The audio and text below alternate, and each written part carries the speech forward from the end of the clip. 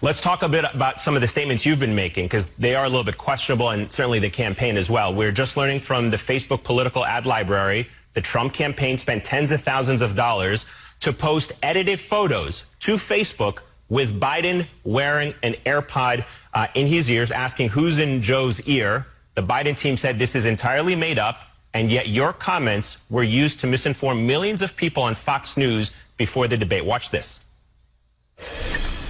Look, they agreed to the ear inspection. It's simple. It would have been by a third party, not by us. And then they went back on it. Why? I don't know. I mean, they'll have to explain that. Again, the Biden campaign said this is false and it's ridiculous. I'm giving you a chance now. Do you apologize for misleading millions of people about making that false statement? I didn't mislead anybody. So you're still, hold on, let me ask you this. Give me your proof. Give me your proof that it's false. Well, no, that's not how it works. You don't make a false statement and say, prove to me that it's not false. I'm asking you a simple statement. No, I didn't make a false statement. I'm attacking the premise of your question. Hold on. Your campaign put out a statement saying that there was an agreement that Biden would agree to an inspection of an earpiece. Who made that agreement? The agreement was made between the campaigns. Where? Provide the evidence. Who told you? Where Who told you? I don't know. Who told you? I don't know. You don't know? You don't know, so you're... Our campaign... No, hold on. I don't know where the agreement was made. No, I don't care about where it's made. I'm saying who made it. Who made it? Who in your campaign made that agreement? Our campaign negotiating team of attorneys in conjunction with the Biden campaign and give us a name so we can follow it up. Give us a name. It's an entire team. It's an entire team. You can't give me one name of that. You can't give me a name of one person on your team who made that agreement? Eamon, it's an entire team of people, but you just called me a liar on national television, and you have zero evidence that I'm a liar. You just put out a statement. Your Trump campaign put out a statement saying that Joe Biden agreed to an earpiece inspection before the debate. All I'm asking you, where did you get that information from internally from with your campaign? Give me a name. You're buying ads. First, regarding the ad, I have not seen. This is the first time I've seen that, so I can't comment on it. If you had apprised me that we were going to discuss this, I would have been briefed on that. It's there. It's there on your screen. Tens of thousands of dollars in swing states. I'm not going to take your word for it, Eamon, and I'm not going to take MSNBC's word for it. I don't know if what you're presenting on the screen is accurate. Okay, well, I don't know that, and I don't know the context of it, okay? It's the Facebook ad library, well, I don't know that. And you know what? I'm not willing to take your word for it, quite frankly. So I'd be happy to go look into that and then come back to you. You're trying to engage in a gotcha moment. You want me to say something about an ad when I had I've never seen the ad. I don't even know if it's our ad. No, got you, sir. You're raising questions about a sitting member of Congress, and I'm asking you questions about what your campaign is doing. I'll give you a chance to go back, prepare for this interview next time with what your campaign is doing. No. I'm very prepared for this interview. I'm very prepared for this interview. Bring the names. You don't even know the names. You don't even know the names of the people who made an agreement. You don't even know the names of the people in your campaign who made an agreement. Actually, I do know the names. Now you remember the names? But they're not press people, so...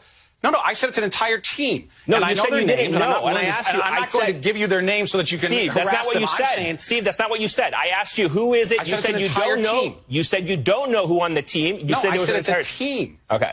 We're going to have to leave it at that. Unfortunately, we didn't get a lot of information, Steve. I apologize. I'll give you a chance to get... I don't know which individual person on that team. No worries. We'll give you a chance to maybe get that information. When you find out who from your team made that agreement and the specific agreement, please bring the documents, the emails, the agreement, anything you could provide to substantiate the claim that you made that was used to misinform millions of people in this country. No, Steve it was Cortes, not used to misinform. Thank you so much for your time. I really appreciate your time. No, I'm not going to allow you to call me a liar on TV and not let me respond. Thank you so much for your time. I appreciate it. We want to move on now. I did not misinform. Thank you so much, Steve. Appreciate it. Thank you so much. Appreciate your time. This is Steve Cortes, a Trump campaign advisor, getting called out on national television for not only spreading a false conspiracy theory that the Biden campaign agreed to an ear inspection to search for hidden earpieces and then reneged on those promises, but then ran ads spreading that disinformation on Facebook. And then he has the audacity to demand that someone else supply the proof that this didn't happen, because that's how this works. So that we're clear, this conspiracy theory is complete BS. There was no agreement between the campaigns. This was concocted to lend credence to the lie spreading across right-wing media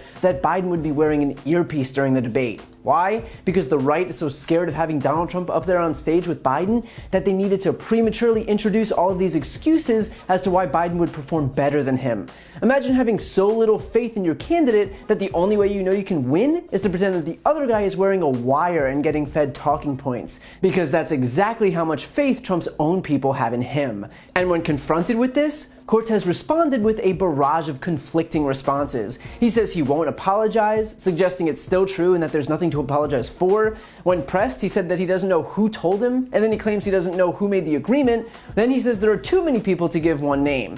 He even suggests that MSNBC is engaging in a gotcha moment. But how is calling Cortez out on a fake ad that the campaign he's advising is spreading a gotcha moment? There's no gotcha here. He's being asked to explain the disinformation that he himself is spreading. And the fact that all he can do is pretend that this is some unfair liberal media conspiracy goes to show that he knows he's done something wrong and simply isn't willing to own up to it. But the best part here has to be Steve Cortez being shown the Facebook ads that, again, the campaign that he is advising is pumping thousands of dollars into, and claiming that he can't trust MSNBC here in this instance. The ads are literally on the screen from Donald Trump's Facebook account. It doesn't matter whether Cortez trusts MSNBC or not, those ads are real and they are from the campaign he's advising. And by the way, the clip just prior was of Steve Cortez himself on Fox News spreading the same disinformation.